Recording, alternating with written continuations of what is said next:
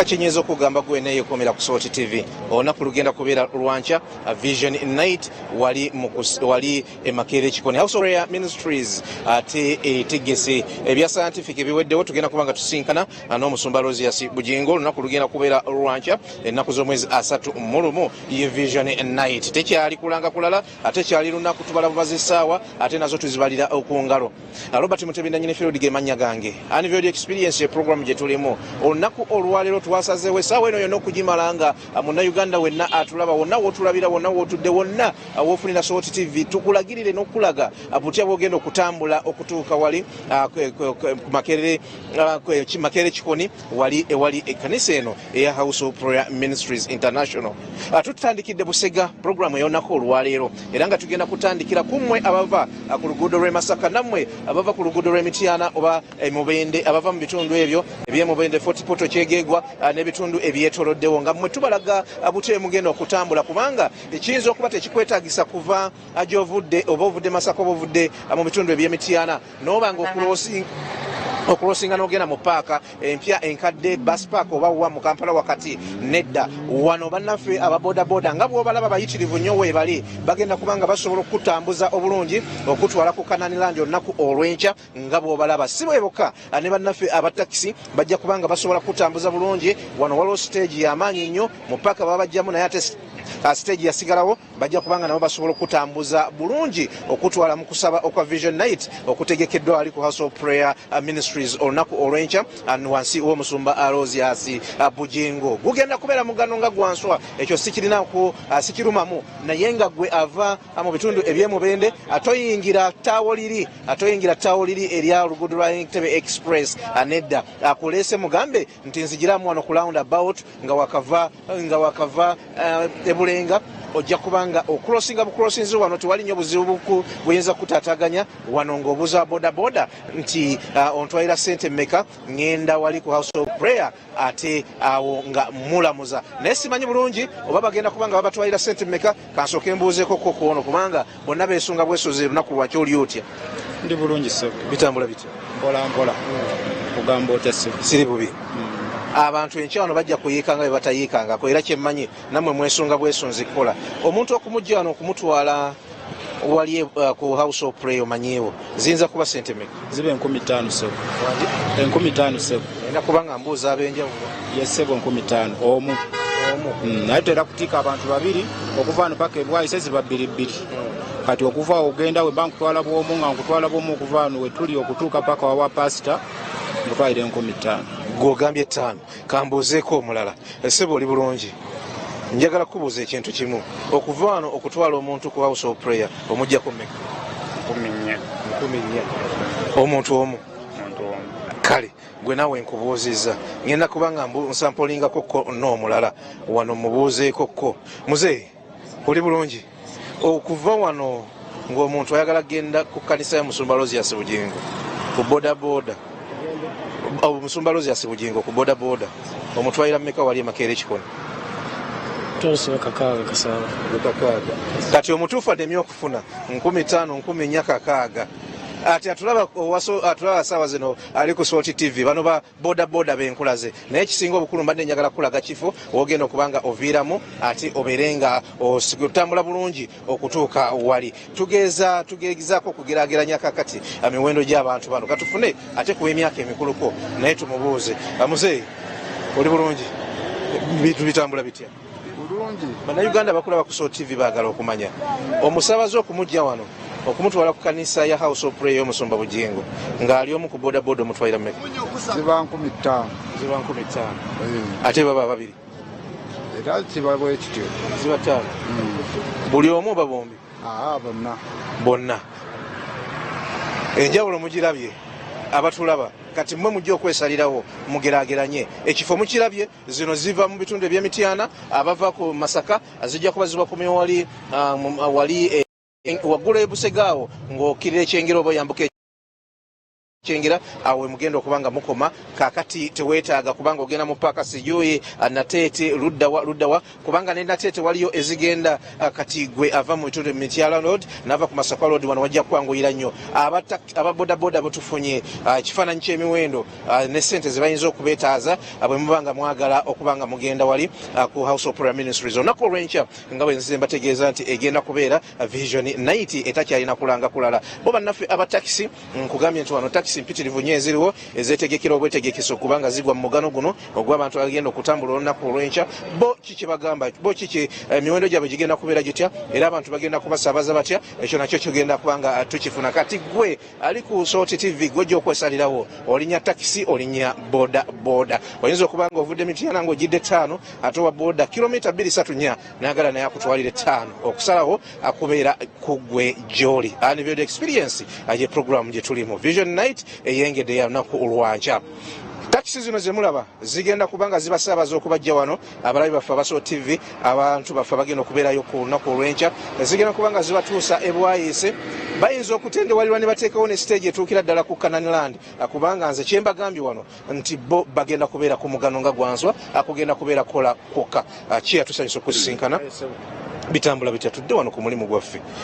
Oli bulungi? Abantu batambula batyo mpola sewo batandise okukomawo okuva mu byalo batandise okukomawo naye nga bajja mpola kaweefube gwe tuliko olunaku olwaleero n'essaawa eno yonna tugiwaddeyo okulagirira bannayuganda bagende b'omusumba bugingo ku kyaki ku lunaku olw'enkya okusaba nga tubalaga nti wano basobola okulinnyirawo takisi ekyo kyo kituufu ekyo sebo takisi weeziri isobola okubatuusa ewa pasita bugingo ku Kananiland weeziri saawa yonna zibeerawo wawo wano emmotoka teziggwawo zibeerawo saawa yonna zibeerawo bantu be bazisalako abantu bwe baggwawo nazo nga zigenda naye abantu bwe baawe bali zo zibeerawo zisobola n'okukola obudde ne zikeesa kati ng'olunaku olw'enkya olwasatu n'olumu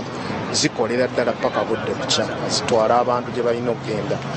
kinkya nga bwe kiri nti ewa ku Kananiland eriyo olukuŋŋaana baluyita batya Vision Night abantu bajja emmotoka zijja kubeerawo kubeera zimanyi nti abantu owa bugingo batambula babeerayo basula basaba ekiro kyonna byonna bwe tubyogera munnayuganda kyayagala okumanya okuva ku gwe kuba gwe mukulembeze wa wano muyinza kubajjako mmeka bwayisawo mutwalirawo mmeka wayise ziba 10 kati kisinziira enkya basobola okwongezaamu olwa kajjamu kasobola okubeerawo nga bamanyi entambula ku Northern bypass kyeya batwalira 10 nga 3 2 baba tebongezaamu nnyo kuba obudde bwe bamala mu kkubo kajjamu oluusi tebaba batwala abantu babeerayo jjamu abeerayo ne bongeramu naye nga ziba 2 naye nga bakkaanya wabeerawo okukkaanya singa abantu bajja wano nga bangi nga bonna bagenda mu kifo kimu musobola okudivertinga ne mutakwata direct bweyogerere ne mubatuusiza ddala ku kyaki kisobokera ddala kisoboka kubanga bannayuganda bekye baagala okumanya kati kisoboka baba nga bazze nga bajjuza emmotoka nti egendawo ku Kananiland emmotoka esobola okubajjawo ne batwala ne batuusa bulungi 13 ne batuusiza ddala we balagase ku 13 abava Masaka Road abava Mityana Road wano ebusega we tuli mujja kubanga musobola okutuuka e Kanani direct bajja kubanga babatwala fe omulimu gwaffe kwa Unveiled Experience olunaku olwaleero kubalagirira munaatambula mutya kubanga zino oluguudo luno lwe lumu ku luguudo olusingako ebizibu ebingi naddala ababbira mu takisi ekyo sikikisa naye ate bw'olinnyira ku stage eri gazetted kati ngeno bweri ate awo obeera safe okusinga alinyidde mu kkubo si bwe kiri ssebo era wano emmotoka omuntu gy'alinnye emmotoka zonna tuzimanyi emmotoka ze tulina wano tuzimanyi badreva baazo tubamanyi era omuntu ne waba aleseemu kintu ki akomawo wano kuba tulina ofiisi wali akomawo motoka bwegenda n'ekintu ky'omusaabaze n'aba nga akyerabiddemu badreva babireeta nitubiteeka mu ofiisi zaffe wali. Ekitegeeza tewali nnyo muntu kweraliikirira nti batugamba oluguudo lwa Busega bweyogerere Namboole luliko bino alinyidde wano tabeera na buzibu bwonna. Alinyidde wano taba na buzibu ebebeera eri mu kkubo ezimotoka ze balinnya nga zigenda zivuga zinoonya abantu agenda ezitali mu bantu zibeera n'ebizibu ebyo eby'abantu okubeera nti babeera babagira babanyaga naye wano tekiriiwo ssebo. Tweyanza nnyo tweyanzeege musajja wa Kabaka weetegese okukolera essaawa 24 essebo wali okikozeeko tukikolera ddala ssaawa 24 ng'olunaku 31 lulina okuba. badriva bo beetegese ne takisi weeziri ezimala tulina mpitirivu nnyo ate era abantu tebatera kuba nnyo buvuyo okusinziira ekiriwo abantu bakuuma n'ebintu byabwe okiraba wano. Tweyanza nnyo tweyanzeege gwe nagenda maaso n'okutulaba ali ku Unveiled Experience olunaku olwaleero Busega stage ekugambye akugwe ava mu bitundu ebya Mityana Road oba mubendeka kyegegwa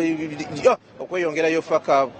nammwe abava Masaka wano mujja kubanga mulinyira ku ssente zebagambye. Tuwagadde tukompeyaringeko abanaffe abatakisi ne bannaffe ababodaboda muwulidde emiwendo gya bodaboda gyo giri waggulu nnyo lwaki batolinnya takisi ate ng'egenda kutuusa nga tufunye binuubule n'oba nga otuuka bulungi wali ku House of Prayer Ministries International olunaku olw'enkya nga tugenda okwetaba mu Vision Night ebulako obubuzi eddakiika obusaawa embale okubanga etuuka. Tubadde Busega naye ate nga tukyabatambuza oluguudo lwonna stage endala oba paaka endala ekwata oluguudo olwo bo boogera ki obwetegefu bwe balina buli butya Busooti TV kwoli tuli ku Unveiled Experience katweyongereyo. Akyankugambye kiri kimu okuviira ddala gye tuvudde nti tuli mu kubalagirira abalabi baffe abali ku Busooti TV n'abantu mwenna bagenda okubeera ku lukuŋŋaana lwa Vision Night wali ew'Omusumba Bugingo tubalagirira butya bwe munaatambula okutuuka ku lukuŋŋaana olwo nga temufunye kutaataaganyizibwa ng'ovudde ku kiri mu tawuni eri mu paaka eziriyo mu paaka empya waliyo stage ereeta enkadde waliyo wanda waliyo n'awalala wonna waliyo emmotoka ezigenda okuba nga zibaleeta mu kusaba okw'olunaku olw'enkya okwa Vision Night naye njagala obategeeza ku mmwe abava ku luguudo lwa Hoima Road okusingira ddala ku mmwe abavaawa ku luguudo lwa Hoima Road nammwe abava mu bitundu ebyetoolodde wano nga Namuŋŋoona Lubya n'ebitundu ebiranga mwagala kuyita wano wano we wali stage ewali takisi ezigenda okuba nga zibatambuza olunaku olw'enkya okuviira ddala ku makya okutuukira ddala ku makya g'olunaku olwa Sande. Nkugamba ekintu kimu nti okuviira ddala ku makya ag'olunaku olw'enkya paka ku makya ag'olunaku olwa Sande abannaffe bano balina takisi mpitirivu nnyo wano tuli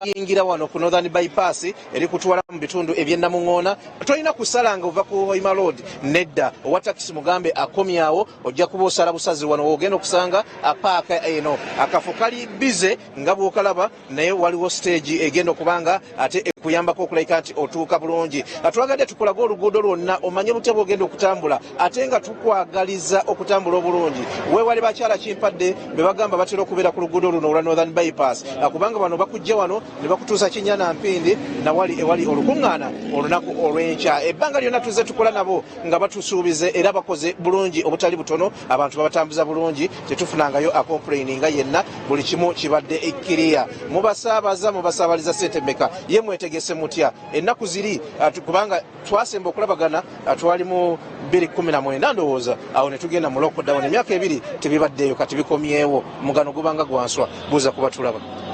abatulaba mwenna mbalamusizzaako amanya nze Nalumoso Shafiiki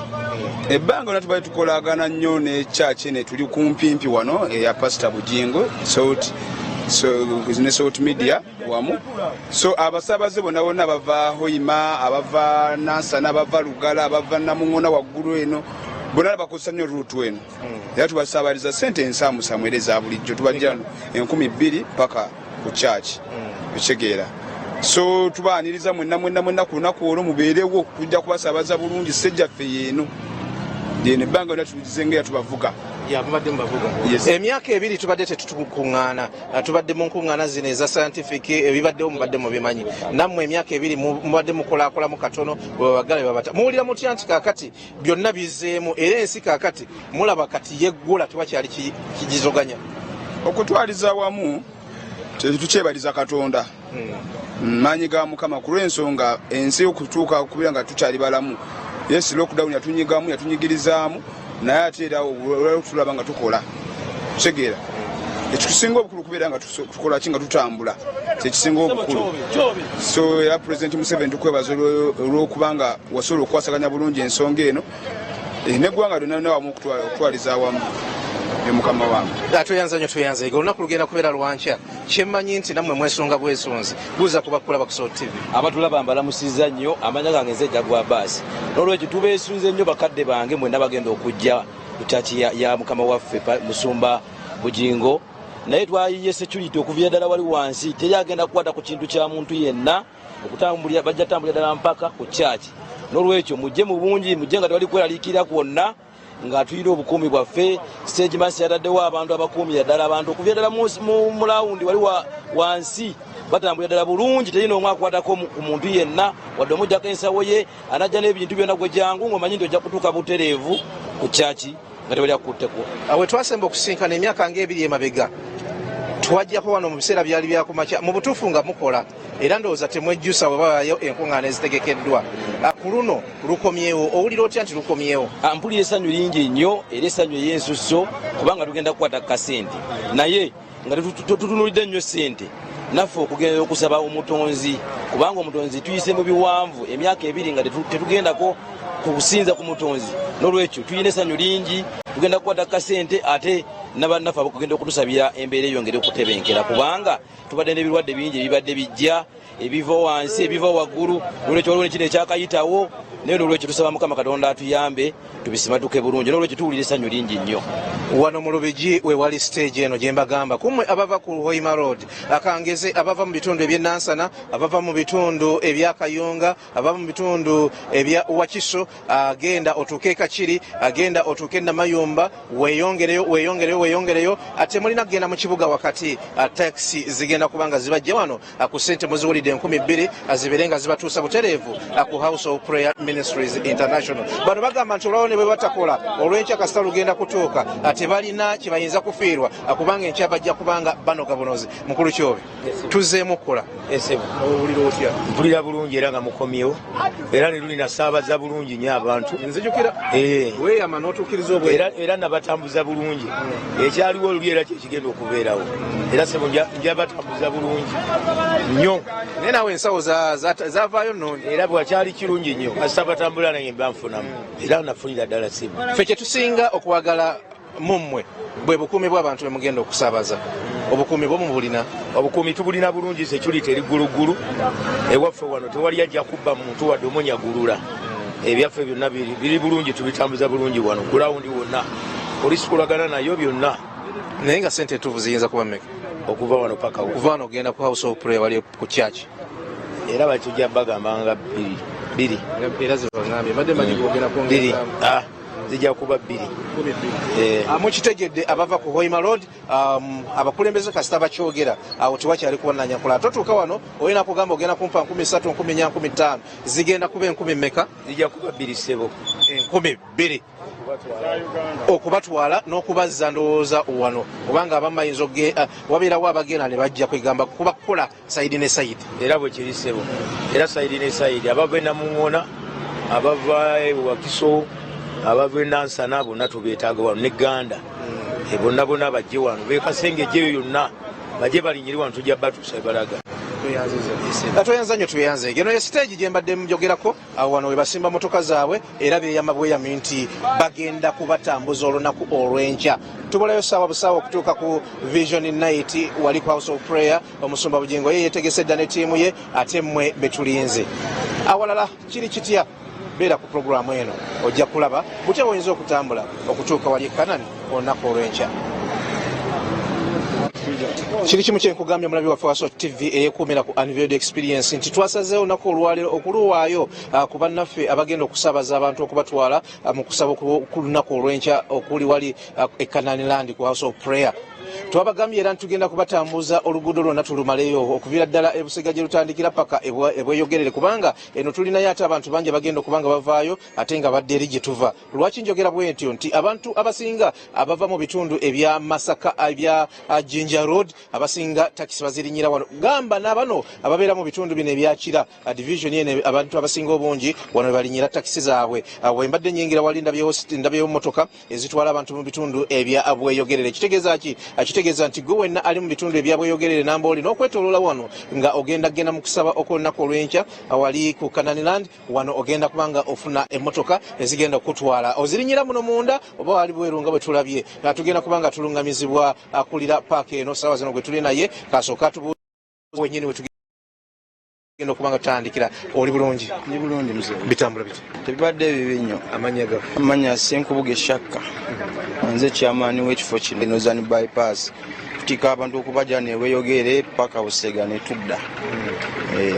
Olunaku lugenda kubeera lwankya ekiri ku House of Prayer kiri kimu bategese okusaba okwa Vision Night nga bulijjo bwe kubeera nga tumalako omwaka ate nga tuyingira omwaka abantu abasinga bava mu bitundu bino mwe mugendo batambuza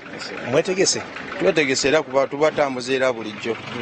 era twetegese obatambuza mwoka zaffe weeziri era abasinga bava eno bazimanyi kuba ebiseera ebisinga abadde abagenda ba Pastor Buji mmoka bazirinyira wano ku bbeeyi yaffe tetugenda baseera era tugenda batambuza ku bbeeyi ya bulijjo kuba tukimanyi nti abantu sente tewali naffe tukiraba era tubatwalira 2,000 okuva no paka bwayise sebo ze tubatwalira bbeeyi ya bulijjo tetwongezza esebo. Challenge ebeerawo ku lukuŋŋaana nga luno kubanga abamu badde mumanyidde luli olubeera Namboole naye kati luno luli Kananiland luli bwayise wali Makerere Kikoni bakola emisana n'ekiro mu obwetegefu obwo mu bulina tuba nabo kubeera bulijjo ne baba Namboole nga bategeka Namboole zibasana ino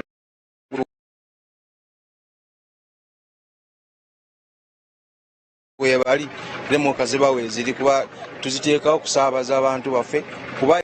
era tujja basaabaza emisana n'ekiro sebo nga bulijjo tukikola.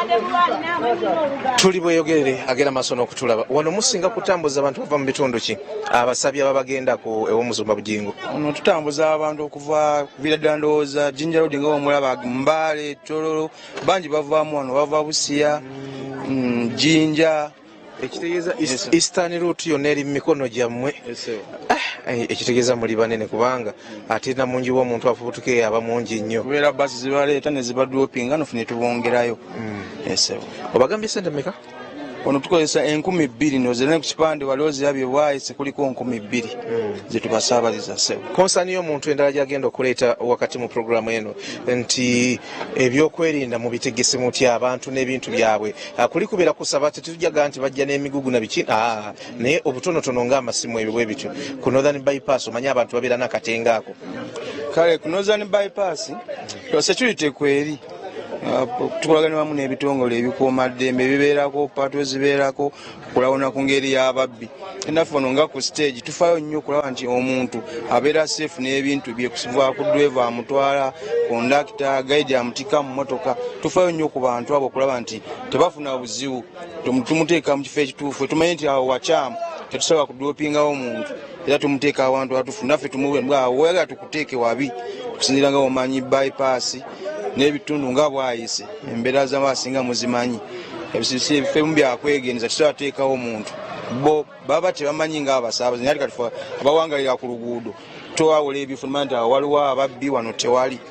ese mu ngeri bwetu tubayambako. Olunaku lugenda kubeera lwa 6 lwe lunaku olw'enkya tuli wali ku Kananiland okusaba kwa nnaku 2 tukuyingiramu ku lw'omukaaga tukuvaamu ku lunaku lwa Sande tukuyingiramu nga 31 tukuvaamu nga tuyingidde omwaka 2023 eno ye stage gyenzikiriza oba ye paka gyenzikiriza nti yemu kusinga okuleeta abantu abangi abava mu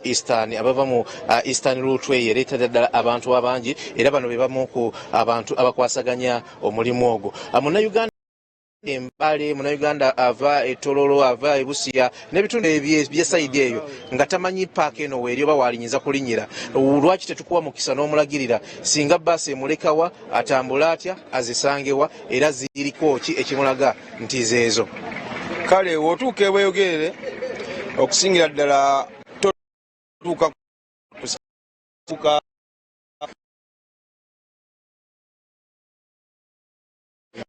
mu senta y'ebweyogere oba otusipa era kukuba oba oziraba zibaako akapande wetuti yene yaffe eweyogere centro wewali paaka ng'ovudde ku ttaawo wakati ne opposite ne toto wetusangibwa ssebo omusangi lwaki sikwerekereza tuyanza nnyo tuyanzege akatukulindira katubasabire mukole bulungi bannayuganda batulaba abyogedde chairman byebyo naye ate abagamba nti amaaso g'omuntu gabeera mu ngalo aba yagala kulabira ddala ekyo kyennyini ekituufu ekiriwo wano mupaka we tuli oyinza okuba nga oyinza obutalinyirawo kubanga motoka ebiseera ebisinga bazijjayo ne baziteeka wali ku kkubo ne ziba nga abantu zibagira ddala ku kkubo gye twogerako tugenda kuba nga tubatambuzaako mpolampola ne chairman abantu tubalagire ddala nti weewano bw'otuuka kano ke kabonero akakulaga kubanga ekisinga obukulu tetwagala abantu baffe babule kyeya ekyokubiri twagala abantu balinnye emmotoka entongole byebintu ebikulu bye tugoberera kubanga omuntu ayinza okujja ate n'alinnya zino zirubyanza simanyi omutakisi mulinamu zirubyanza era ddala ku luguudo luno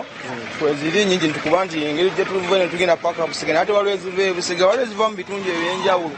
weziwulira nti waliwo kati ngaokusaabaza bano tibajja kuba bangi ku kkuba olweziva ewayise naye nga siza stage yo bwejja bwetitola bwetolooza era ezinsaba abantu bazegendereze nnyo oba mubamu emoka ezibba abantu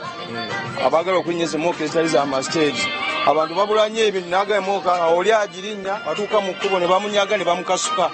esimu bagitutte ensawo bazitutte naye ate kitali ku mooka ya stage omuntu wabalinye emoka ku stage amanya we yavudde adda naga nanyiddewo ne mooka ku saawa bweziti naye ebintu byange eti niwe ebintu byakoze eki naffe tukusobola okumanya nti oyalinye mu budde bwe buti kuba baba babeera ku stage abakolawo baba bamulabye kati bebalinye mooka ezo ez'amakubo balinye mooka za stage kuba buli walinye mooka stage abeera safe tasobola kubbibwa tasobola kubuulibwa kintu naye kiba kibuza akomawo safe kati tulage kati stage mwano wetukolera mooka zaffe zezino okuva wano paka wali maaso zirizola bakutoto siri okuviira ddala wano zonna zaffe balinyira wano oba nalinyira wali maaso era abeera safe wano tewaliiwo okuva wano wetuli oliva mu paaka okutuukira ddala ng'oyisizza stoto tewaliwo awo olubyanza yenna ababyanza babamu kwemoka bwe ziva eri bweziti ne zijjamu abantu ezitali za stage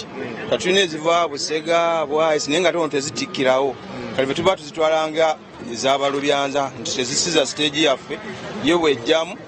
edopinga wano abantu netandika n'ekkubo kati waba alinnye ebyanza katayinza kujja ate n'agitubuuza ffe tuba tetubitegedde ebibye kati chairman ekituufu kyeki kubanga tuli kulagira munnayuganda agenda okujja okusaba enkya ekananirandi ava mu bitundu ebya eastern ava ku Jinja Road katugambe ayawula atya ezammwe zino kakati eza siteegi n'ez'abali bannaffe kati mooka yasa gyewojawulira nti bw'otuuka wano ebirako akaeyo kyeri ku stage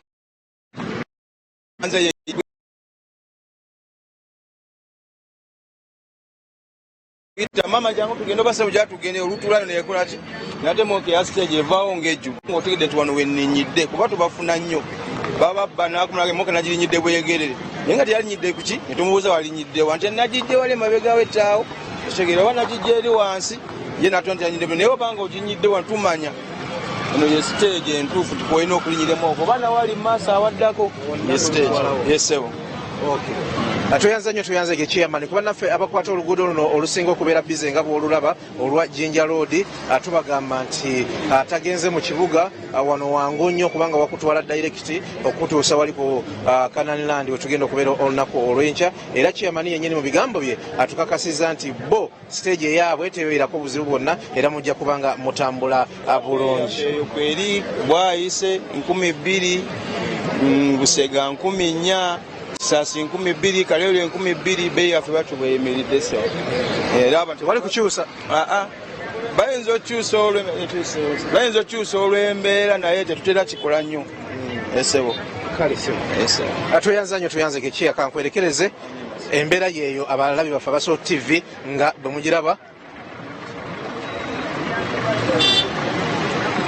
embeera yeeyo abagenda maaso n'okutulaba kyemulaba wano kyekino nga bwemukiraba nti wano muba musobola okulinnyirawo takisi ne ziba nga zibatwala butereevu ku House of Prayer Ministries International wetugenda okubeera ku lunaku olw'enkya olunaku lwankya buli kimu weekiri naye nga tubalaga ate stage eno bw'oyisa akataawo ako akayisa ab'ebigere waggulu n'ojja sayidi eno nga tugenda okuba nga tukutambuza ojja kubanga otuuka bulungi ate ku House of Prayer oba ku Kananiland kubanga kakati stages business zino zogenda maaso n'okulaba kati nga bano we balinnye naawe bw'ogenda okubanga olinnya enkya we bakutuusaawo wote ojja kuba tobula ojja kubanga otuukidde ddala gwenno wena agenda maaso n'okutulaba era nga bwekugambye nti bastretchingako ko ne bayisaako ko wano okatono ne bayisaako ne ku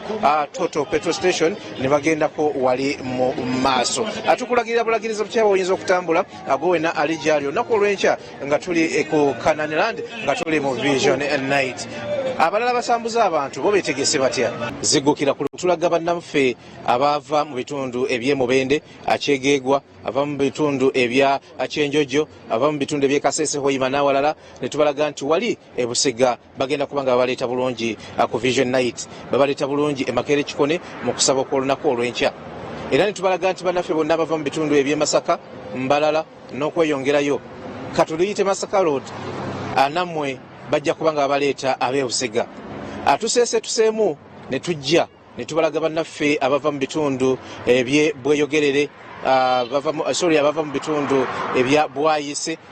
ntegeeza Bombo Road Gayaza Road eyo stage mugirabye awo ate mwetaaga kalubirizibwa nnyo kubanga ko gwava ku Bombo Road ate wetaaga na kulinnya taxi wadde boda Bombo Road gwava mu bitundu ebyo byonna ebikwata oluguudo olwo awo Bwayise ku taawo erya Northern Bypass woviiramu ng'oliyiseemu bwoti awo ojja kuba osala busaze ng'oliwa ng'oli Kanani awo bootandisa okukwata oluguudo lwa Sapro Kagwa Road ekyo kyekimu naawe ava mu bitundu ebya Gayaza Road ava mu bitundu ebya Kayunga n'awalala gwawe oyinza okufunako kabooda kayinza okukutuusa wano naye ate kaleerwa awo wawo takisi ezikutuusa Bweyogere ku siringi nga 10 awo oba otuuse naye bwe tuseese tuseemu ate ne twagala tubalage bannaffe abava mu bitundu ebya Jinja Road nga tugezaako okulaba nti enguudo zonna empanvu abannayuganda gye bagenda okuva mu bitundu gye balaga for Christmas atubalaga Buteebe muyinza okutambulamu naani agenda okubatambuza na Buteebe mugenda okutambula na ssente mmeka ezigenda okubatuusa e Kanani olunaku olw'enkya ekyebweyogere tukibalaze awo ng'ennamboola awo si we w'amaanyi ennyo wansi awo nga wakava ennamboole kitegeeza nti gwe ava mu bitundu ebya Jinja Road Mbale n'ebitundu byonna ebyetooloddewo Busoga region Bugisu region n'ebitundu ebirala ebiri eyo gwe awo twakulazeewo era tukulazeewo woolina okulinnyira ne waliyo omuntu omu yekka gwe tubadde tetunalaga ate nga naye wankiso nnyo gye tuli ye muntu ava mu bitundu ebya Namugongo Kyali Wajjala n'okweyongerayo muyinza okuba nga wano mubadde temumanyiiwo naye kyekitundu ekimu ku bitundu ebisinga okubeeramu abantu abatambula era bannaffe abatakisi balaba nga obwetaavu weebuli wano wennyini we babateera stage egenda okubatambuza oba ezibatambuza nga mugenda mu bitundu era ebiddiridde Bwayise yensonga lwaki tusazeewo nabana ate okubawa akaganya batulage no tubulira Buteebe bagenda okutambuza abantu kubanga ate bwe tuba nga tuleseeyo ab'ekyali Wajjala n'ebitundu ebyo byolaba abantu abo nga bwe basala mpola ne basala bulungi ate tujja kubanga tubawadde disservice asenga tuba tetukibakoledde. Unveiled Experience ye program mwe tuli tubalaga Buteebe muyinza okutambula nga mujja mu kusaba okulunaku olw'enkya okwa Vision Night okutegekeddwa ku House of Prayer Ministries International wali e Makerere Kikone. Nkugambye nti enguudo zonna ennene ng'oggyeko abava mu bitundu ebyeggaba abo mmwe tetunatuukayo mujja bbira abakumakyenkya oba gye bujjakawo katono olunaku olwaleero abava mu bitundu ebya Entebbe Road nammwe tujja kubaketalinga fo abava Kibuli Nsambya n'ebitundu ebyetolodde awo nammwe mubeere bagumu mubeere bubeezi ku Sot TV mujja kuba ate nammwe mulaba wagye mugenda okulinnyira taxi naye ng'okusingira ddala paaka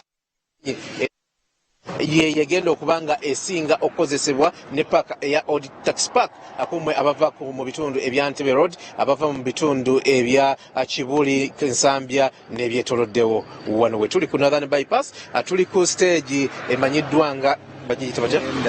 agenda Northern Bypass stage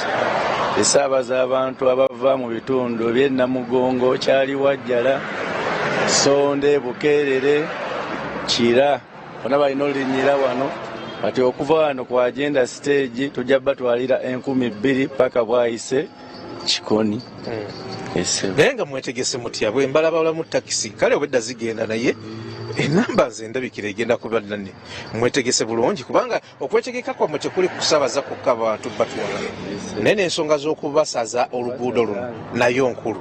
kikulu kuba tulina bagayidi abasoba mu bataano batuyambako nga olaba okubabuusa ebyuma ng'abantu abakuzeekuze mu myaka abakadde abaana abato abasobola kubuuka kyuma ekyo nabayamba batuuza mu mamotoka muno. Waliwo abatulaba nga stage enyo bayinza okuba badde tebagimanyi balagirira otambula otya ofulumirawa kubanga mu kusooka nadde ndabanga ayita mu kolido n'ate nga nguudo. Kusooka abantu abava Namugongo kyali wajjala Sonde waliwo takisi ezibaleeta ne zibateeka waggulu awo waliwo stage we baviiramu then bayita mpolampola mu myaganya gye z'amayumba ago ne batuuka wano ku Northern Bypass. Si wala nnyo okuva wano okutuuka ku luguudo olubajja ekyali wajjala. Emu ku nsonga ey'amaanyi ennyo olunaku lwalendese ku Northern Bypass kwe kubanga abantu mbalagirira ddala stage baleke kukaaba nti banzibyeko essimu n'ebyekuusa ku ebyo ebyokulinda kwa wano andabye mu patrolling naye ate tezibeera mu takisi munda mu nakuuma buti abantu n'ebintu byabwe. Abantu beewale nnyo okulinnyira emmotoka agali mu maaso ga stage. Emmotoka ze balina okukozesa we wano basalire twateeka ebipiira ebyo tebalina kugenda beyond okubuuka emmotoka eziri wano. That's why ezibeera mu maaso eri tuzigobawo ne tutaziwa abantu okwewala obubbi obubeera mu takisi ku Northern Bypass. Naye nga namwe mukimanyi nti weebuli bungi nnyo. Emmotoka nnyingi ziva mu bitundu ebyenjawulo ziteekamu abantu n'omanya mbu mulimu abantu so nga babbi bannaabwe nga si bakasitoma. Oyinza otubuusa bakikola batya poliisi babuulira nammwe mubimanya abawangaalira kuno babba batya kuba kino kijja kuyambako okutaasa abalala. Emmotoka eyo tesobola kuteekamu basaabaze bawera babiri bejje ku stage. Era tepakinga ku stage kwennyini epakinga mu maaso ga stage oba emabega wa stage okulemwa ffe abakolako obeetegereze nnyo. Era etwala omusaabaze omu nesimbulirawo olutuuka mu maaso eyo most ebatuuza mu maaso ne bagamba olujja olwo terunywedde nsaba dutereeza nga waliwo munnaabwe asala ensawo. Era bamumaliriza bati bamugamba tetukyagenza gye baetulaga vaamu okozese emmotoka endala bo nga baweta bakomawo. Bakutuuza maaso batya wakati wa driver n'omusabaze omulala oba gwe yennyini bakugulira mu maaso tebakuteeza mu makkati oyo w'omu makkati gw'osangawo ye yeesetula nadda mu makkati oyo yasala ensawo. Ati kondakita akugamba nnyabo oba ssebo nyweza olujja olwo terunywedde ojja kugwa. Ati obwongo bwonna n'obumalira mu kunyweza oluggi seno nga bali mu nsawo yo bakola ki ono eyakuviiridde otuule yaba akusala ensawo. Muwulira cases nga mmeka mu mwezi oba mu wiiki? Almost buli lunaku tufunawo keesi ey'emmotoka ebbya abantu. Basinga kubba ki? Basinga kubba masimu naddala baaganya abantu abakutte laptop baaga bababba nnyo abo bwe batyo. Masimu, ssente, ebyo ebintu ebyangungu.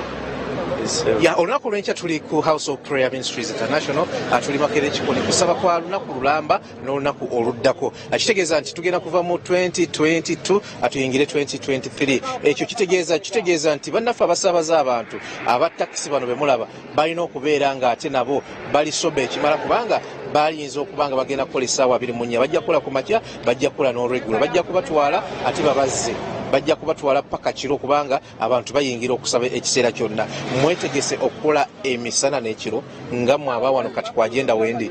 Buli mwaka saavisi eyo ebeerayo ewa pasita Bugingo tugimanyi era naffe olunaku tukola okuva ku makya paka enkeera waalo tubeerawo ku kkubo paka saavisi weggwa ssebo. Kati nakiro kankikubuuze singa takisi ejjula nga bonna abalimu bagenda Kanani mukola mutira mubajjako sente mmeka? Tubajjako era sente eza bulijjo 2,000 naye era ne tubayisa ku lawundi wansi ne tubatwala ku Makerere Kikoni ne tubayiwayo era ne tuba tubakomyawo tubakimayo abatasobola kutambula kujja eno kuza Northern Bypass. tuli butereevu Unveiled Experience program tuli agenda stage wansi wa Northern Bypass wetuli abatamanyiiwo abatubalaze ekifaananyi ekituufu era mulaba abantu abava eyo abangi abafulumaawo be bantu abasinga okukozesa stage eno yanguyira nnyo abantu mu mbeeremu oba endala abatasobola ate kusala genda mu bitundu ebyekireka baviiramu wali ne babanga ate abakulosinga nga boogenda mu maaso n'okubalaba ne babanga balinyira wano ne beeyongerayo ekituleese wano ekyokubiri kwe kuba abantu baffe bagenda okwetaba mu kusaba okubategeeza nti si buli takisi gy'osanze anti girinnye nedda tubalaze stage entongole eziriko motoka ezigenda obatwala ku House of Prayer olunaku olw'enkya bubadde buvunaanyizibwa bwaffe okubalaga stage ezo entongole ezigenda okuba nga zibatwala gye mutalabye nga tetugiraze eyo yo ku Northern Bypass teriiko kubanga eno yesembayo ku zonna ze tubadde tulina okubalaga endala ze tubalaze ezitwala abantu ezo zo tetuzimanyi n'olwekyo weewale okubanga osanga busanze takisi negamba gyamu kutwaleko oyinza okubanga ojja kusaba ate n'obanga essimu yo toyingira nayo mwaka guddako kiki beesunga abagenda okusabaza abantu wano olunaku olw'enkya kanfuneyoko wano drive omu oba kondakita omu ayinza okuba nga talina nsonyi era kubanga nfunayo omu wano kangende ono lowooza abantu balaba abasala beebo muze bitambula bitya tebadde bikyamu olunaku lwankya mulwesunze mutya okukola olunaku olulwesunze tugenda kukozesa maanyi tulina okuvuga abantu baffe kuba betusa abazaddeire abava ennamugongo kyali wajjala sonde tujja basaabaza bulungi naye akasente bo bakamanye kabbiribbiri bwayise era ate bewala ekintu kimu ekyokulinnyira emmotoka eziyitira abantu mu maaso eri gy'olengera emmotoka ezo zibaamu emmotoka enkyamu eziva ku mitundu ebyenjawulo ezijja nga zijja kunoonyezaako kasente mu ngeri enkyamu naye banaakwatagana wamu naffe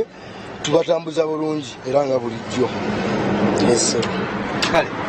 tweyanze nnyo tweyanzeeki Unveiled Experience ye program etuli naye era nga twagala okubategeeza nti mmwe abakozesa ekitundu ky'oluguudo kuno kino n'okusala obusazi oluguudo wano kibabeerere ate nakyo kyabwegendereza kubanga motoka zirukozesa nga boogera maaso n'okulaba zirukozesa naye nga olaba nti numbers eziva erudda eyo ziba nyenje olunaku olw'enkya abagenda e Kanani ekituufu kirenterabo bagenda kubeerera ddala abangi gwagenda okubanga ogenda okwetaba mu kusaba kyenkugamba kiri kimu nti olina kubanga okozesa motoka zokka zetugambye stage zokka zetugambye kubanga bw'ova kwena ate n'ogenda maaso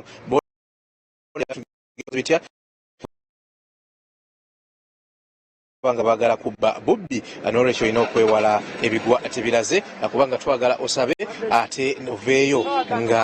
byonna byosa okubanga obikwatako ndaba akadde tekannaba kugira bulungi naye olw'okubanga tukyalina bingi ebyokubaweereza munzikirize Unveiled Experience olunaku olwaleero ngenda kubanga ngikomekerereza wano kubanga ate buvunaanyizibwa bukyali bungi ne bitulina okubalaga mu nteekateeka yonna eya Vision Night ey'olunaku olw'enkya